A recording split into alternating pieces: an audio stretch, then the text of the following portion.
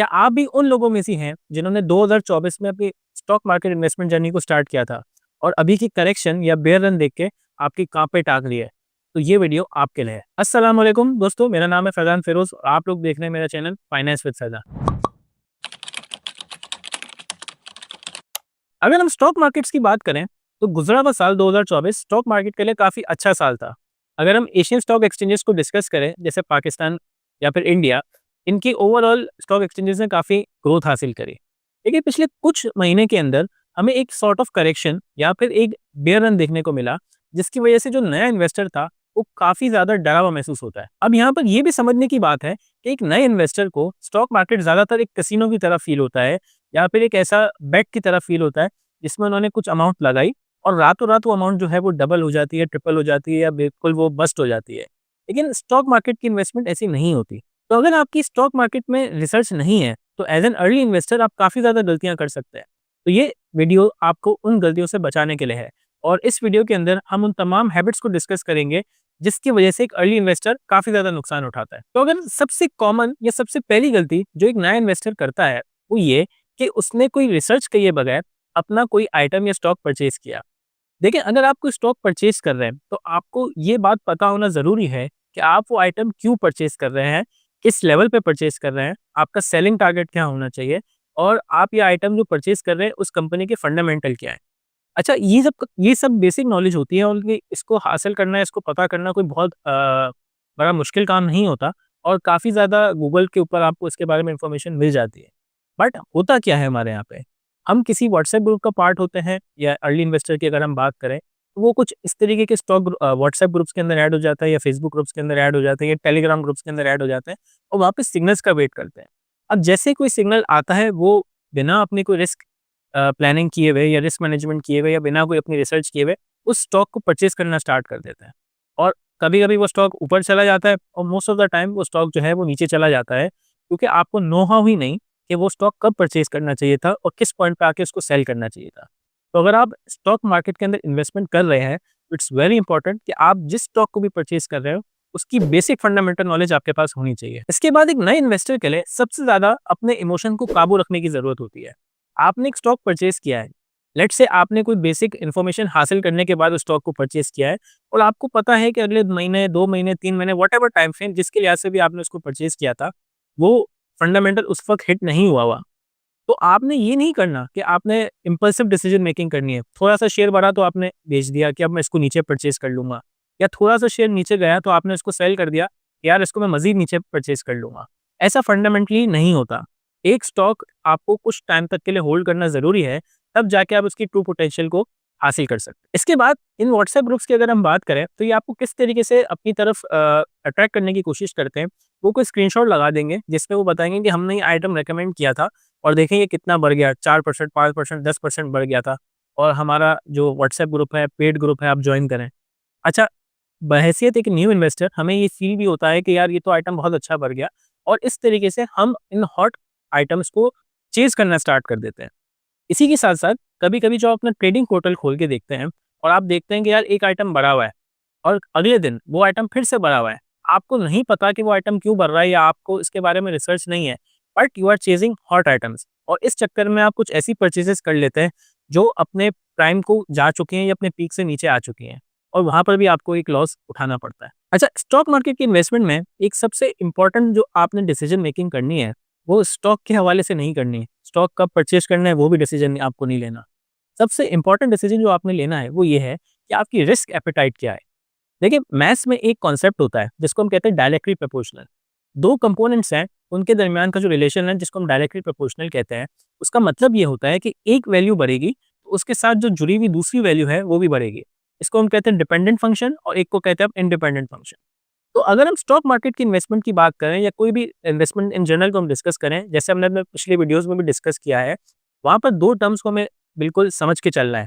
एक है रिस्क और एक है उससे जुड़ा हुआ रिवॉर्ड। तो रिस्क जो है वो एक डिपेंडेंट फंक्शन है, बल्कि इंडिपेंडेंट फंक्शन है, जबकि आपका जो रिवॉर्ड है वो इटसेल्फ डिपेंड करता है कि आपने कितना रिस्क लिया हुआ है। अगर आपने अपना रिस्क डिफाइन नहीं किया हुआ तो आप एक ऐसी सिचुएशन में आ जाएंगे कि गॉड फॉरबिड आपका स्टॉक गिर रहा है तो आपको रातों की नींदें हराम हो जाएंगी।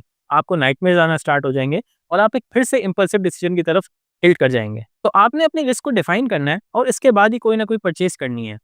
इस परचेज़ के लिए आपको एक और चीज़ भी ध्यान में रखनी पड़ेगी कि आप मल्टीपल सेक्टर्स में इन्वेस्ट हो। जैसे फॉर एग्ज़ाम्पल पाकिस्तान की अगर हम बात करें, तो फर्टिलाइज़र सेक्टर भी आपके पास यहाँ पे मौजूद है, सीमेंट सेक्टर है, स्टील सेक्टर है, कंस्ट्रक्शन सेक्टर है, बैंकिंग सेक्टर है। इसके अलावा ऑयल सेक्टर है, ऑयल एंड रिफाइनरी सेक्टर है, एनर्जी सेक्टर है। बेतहाशा किस्म के सेक्टर्स हैं। आपने अपने रीजनल न्यूज़ को ध्यान में रखते हुए ये देखने की ज़रूरत है कि आजकल रीजनल न्यूज़ में कौन से सेक्टर इन डिमांड हैं। उन सेक्टर्स के अंदर आपकी जितनी ज़्यादा कवरेज होगी, जितनी ज़्यादा डाइवर्सिफ़िकेशन होगी, उतना ही आपका पोर्टफ़ोलियो अच्छा होगा और जितनी ज़्यादा डाइवर्सिफ़िकेशन है उससे आपके ग्रोथ के चांसेस बढ़ते चले जाते हैं। देखिए डाइवर्सिफ़िकेशन तो अच्छी चीज़ है, लेकिन हमें ओवर डाइवर्सिफ़ाई भी नहीं करना। आपका जो पोर्टफ़ोलियो होगा, आपके पास एक सर्टेन अमाउंट ऑफ इन्वेस्टमेंट होगी, उसमें आपने ये चीज़ जज करनी है कि आप कितने सेक्टर में इन्वेस्ट कर सकते हैं। ऐसा तो नहीं है आपकी इन्वेस्टमेंट बहुत छोटी है और आप बहुत ज़्यादा ओवर डाइवर्सिफ़ाई करते हुए चले जाएँ। ऐसा भी आपको अच्छे रिटर्न्स नहीं देगा। इसके साथ-साथ एक न्यू इन्वेस्टर जो मेरे लिहाज़ से सबसे बड़ी गलती करता है, वो ये कि उसका इन्वेस्टमेंट प्लान ही क्लियर नहीं होता। अब अगर कोई मुझसे सवाल पूछता है कि हमें इन्वेस्टमेंट कैसे करनी है, तो मैं इन रिटर्न उनसे कुछ सवालात पूछता हूँ। यही सवाल आपने अपने आप से भी पूछने की ज़रूरत महसूस करनी चाहिए। फॉर एग्ज़ाम्पल अगर कोई इन्वेस्टमेंट कर रहा है, तो उसे सबसे पहले टाइम फ्रेम पता होना चाहिए कि वो इन्वेस्टमेंट किस टाइम फ्रेम की है। फॉर एग्ज़ाम्पल मेजॉरिटी जो न्यू इन्वेस्टर्स होते हैं, वो ट्रेडिंग के लिए स्टॉक मार्केट के अंदर एंट्री करते हैं। अब ट्रेडिंग माँगती है डिसिप्लिन, यानी इस लेवल पे एक आइटम आ गया है, तो आपने इसको परचेज़ करना है। चाहे वो आपको कितना ही फीलिंग ऐसी आ रही होगी कि वो आपको नीचे मिलेगा, लेकिन ऐसा नहीं है। इसी तरीके से आपने एक लेवल हिट किया, तो आपने उस आइटम को सेल करना ही करना है। चाहे कोई आपको कह रहा हो कि यहाँ से ये डबल हो जाएगा। Trading requires discipline. अगर आप में ये डिसिप्लिन नहीं है, तो आप ट्रेडिंग नहीं कर पाएँगे। और नतीजा क्या निकलेगा? जो आइटम आपने एक शॉर्ट ट्रेड के लिए लिया होगा, वो आपको इन्वेस्टमेंट या लॉन्ग टर्म होल्डिंग करनी पड़ सकती है। तो आपने एक आइटम परचेज़ करते वक़्त अपना ज़हन बिल्कुल क्लियर रखना है कि ये आइटम मैं किस टाइम फ्रेम के लिए परचेज़ कर रहा हूँ। इसके साथ-साथ आपको अपने फाइनेंशियल गोल्स पता होने चाहिए। ऐसा नहीं होना चाहिए कि आप सोच रहे हो कि यार ये इन्वेस्टमेंट रातों-रात डबल हो जाएगी, तो मैं अपने कोई एक्स-वाई-ज़ेड एक्सपेंसेस को पूरा कर लूँगा। ऐसा भी नहीं होगा। इसके साथ-साथ आपने ये भी चीज़ को देखने की ज़रूरत है कि मंथली एक्सपेंसेस क्या हैं, कोई ऐसी इन्वेस्टमेंट आप पार्क तो नहीं कर रहे, आपके पास लैक ऑफ इमरजेंसी फंड तो नहीं है कि आपको ये पैसे निकालने पड़ सकते हैं। तो ये सारे वो बुनियादी सवालात हैं, जब आपको आंसर करने पड़ेंगे, तब जाके आपकी इन्वेस्टमेंट प्लान बन सकता है। इन व्हाट्सएप ग्रुप्स की एक बहुत अच्छी खासियत है, सुबह आपको अच्छा खासा एंटरटेनमेंट देखने को मिल जाता है। जैसा कि हमने डिस्कस किया कि आजकल मार्केट एक करेक्शन फेज़ में है या फिर एक sort of mini bear run में है, तो सुबह जैसे ही मार्केट खुलती है, तो बहुत सारे मैसेजेस उन व्हाट्सएप ग्रुप्स पे नज़र आ जाते हैं। अब बेचूँ, इन माल को अब बेच दें, कन्वर्ट कर दें, क्या करें, क्या नहीं करें? और वहाँ पर एक सवाल मेरे ज़हन में आता है, जो एक न्यू इन्वेस्टर को भी सोचने की ज़रूरत है, कि भाई मार्केट को टाइम करने की ज़रूरत नहीं होती या मार्केट को टाइम क्यों कर रहे हो? मार्केट में टाइम गुज़ारो, मार्केट को टाइम करने की ज़रूरत नहीं होती। आप कोई भी शेयर लोएस्ट ऑफ लोज़ पे परचेज़ नहीं कर सकते। ये जो डिलेमा है या ये जो क्वेश्चन है, ये जो अगर आपके ज़हन में एक पॉइंट आ रहा है कि मैं लोएस्ट ऑफ लोज़ पे परचेज़ करूँ और मैं हाईएस्ट ऑफ हाई पे वो आइटम को सेल करूँ, देखिए ऐसा कभी भी पॉसिबल नहीं है। आपने सिर्फ़ ये करना है कि आपने एक रिसर्च की, आइटम को परचेज़ किया, अब बैठे 6 महीने के लिए बैठे हैं, 1 साल के लिए बैठे हैं, 2 साल के लिए बैठे हैं। आप जितना ज़्यादा लॉन्ग टर्म इन्वेस्टमेंट प्लान लेके बैठेंगे मार्केट में, उतना ही ज़्यादा मार्केट को आपको अच्छे रिटर्न देने के चांसेस बढ़ाती रहेगी। इसके साथ-साथ अगर आप ट्रेडिंग अप्रोच भी रख रहे हैं, तो मैं उसे गलत तो नहीं समझता। अगर आपको इतनी टेक्निकल एनालिसिस की नॉलेज है कि आप एक स्ट्रिक्ट डिसिप्लिन को फ़ॉलो करके ट्रेडिंग कर सकते हैं, बिल्कुल कीजिए। और उसके साथ जैसे मैंने कहा कि कुछ लेवल्स ऐसे आ जाते हैं कि आपने मार्केट के बिहेवियर को जज कर लिया, अब आपने एक कॉल टू एक्शन परफॉर्म करना है, चाहे वो परचेज़ का करना है, चाहे वो सेल का करना है। इसी के साथ-साथ रिस्क मैनेजमेंट भी यहाँ पे बहुत इंपॉर्टेंट है। स्टॉक परचेज़ करते वक़्त आपको उसका एक स्टॉप लॉस लगाना लाज़मी है। अब आप ये किसी भी टाइम फ्रेम के लिए परचेज़ कर रहे हैं स्टॉक, चाहे वो लॉन्ग टाइम पीरियड के लिए 2 साल, 5 साल इसके लिए भी परचेज़ कर रहे हैं या स्विंग ट्रेड कर रहे हैं जो कि हफ्ते या 2 हफ्ते या 3 महीने के अंदर आपको उस ट्रेड को क्लोज़ करना है। इट इज़ नेसेसरी कि आप एक स्टॉप लॉस को बाँधें और उस स्टॉप लॉस पे अगर शेयर आ जाता है, इर्रिस्पेक्टिव ऑफ इमोशन आपने उस आइटम को सेल करना है। अब यहाँ पर एक और बात समझने की ज़रूरत है। देखिए स्टॉक मार्केट एक डायनामिक प्लेटफ़ॉर्म है। इसके अंदर के फंडामेंटल्स या स्टॉक मार्केट की लर्निंग कभी भी खत्म नहीं होती है। कोई ना कोई नई न्यू चीज़ इसके अंदर आती रहती है और आपने इसकी लर्निंग को कभी भी खत्म नहीं करना। न्यू इन्वेस्टर्स एक और भी बहुत बड़ी गलती करते हैं, वो ये कि वो बहुत ज़्यादा ओवर ट्रेडिंग कर रहे होते हैं।